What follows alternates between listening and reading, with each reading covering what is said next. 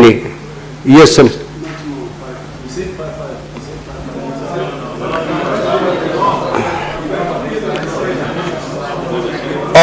Honorable members, let's see how far we can stretch it. Let's see how far we can stretch it. Senator Cherargei, Senator Fernandez.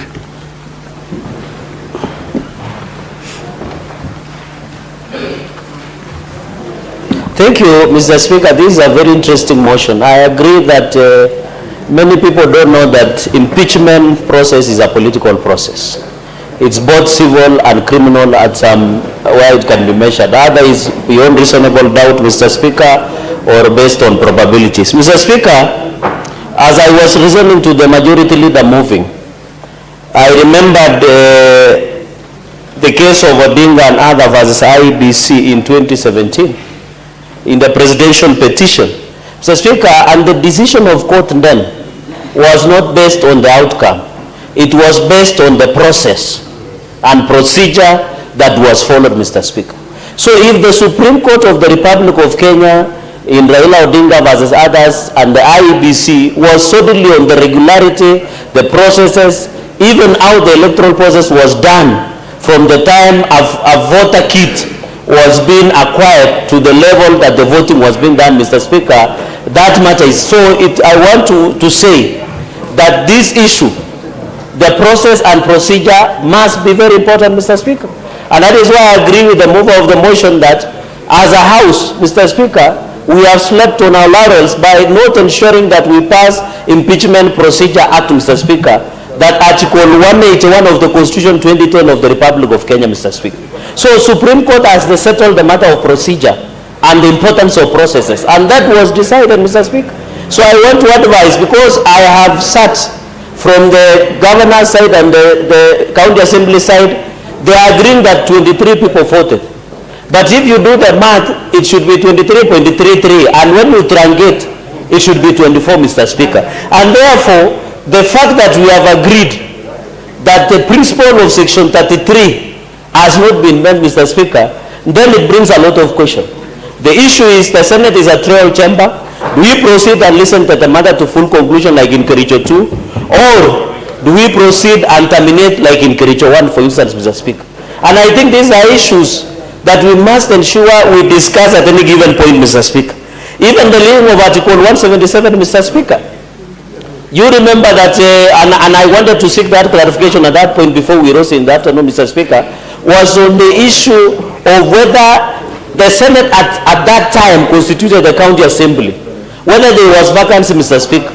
And those were the questions that we needed clarity on, Mr. Speaker, because I can see my light is on. Mr. Speaker, the question is, you know, at least you are a senior lawyer, there is a principle of maxims of equity, Mr. Speaker. Is this a case, he who seeks equity must do equity? That is a question to the county assembly. Or is it a question, equity is the vigilant, not the indolent? And those are principles of maxims of equity that the House and the wisdom that will be subjected, Mr. Speaker, whether will decide to proceed with the process or not, Mr. Speaker. But I think, Mr. Speaker, in my own opinion, justice should be seen to be done, not only done, Mr. Speaker. And therefore, the people of Nyamira are looking upon us that should we go to full trial and listen to the issues that have been set under Article 181, Mr. Speaker, of the Constitution on abuse of office, issue of incompetence, issue of corruption, the running of the government, Mr. Speaker. It is the way that we can ensure that either we enrich the growth of devolution, Mr. Speaker. And I want to say, Mr. Speaker, in conclusion, one of the oversight tools, and I want to agree with MCS, and disabuse, one of the oversight tools, Mr. Speaker, in this country, under devolution, Mr. Speaker, is also impeachment. That's the issue on oversight, Mr. Speaker. It is you either do an impeachment as part of oversight or any other forms of oversight, Mr. Speaker. And therefore, Mr. Speaker, when the voting will come, let us listen keenly. We are the judges, Mr. Speaker, and you know judges will only come out with judgment, either concurring or dissenting at that point. So, Mr. Speaker, I retreat to my chamber and consider and listen to the wisdom of Koris or lack of it. Mr. Speaker, I raise my case. Senator Richard Onyonka.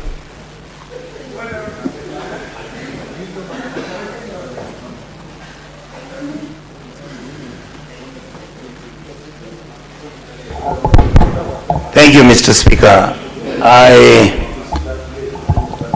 would like your protection from Majority Leader who is talking on his phone. Thank you, Mr. Speaker. Mr. Speaker, I happen to be in a very unique and complex position. As a member of the Kisii delegation, which is a neighbor to Nyamira, who are our brothers, this matter has been running for as long as I remember, since I became a senator in this house. Members of the county assembly have constantly disagreed over the issues in Nyamira, and on several occasions different individuals have been blamed for the issues that have been happening and the things that have been happening in Nyamira. I don't want to spend a lot of time explaining those things. Mr. Speaker,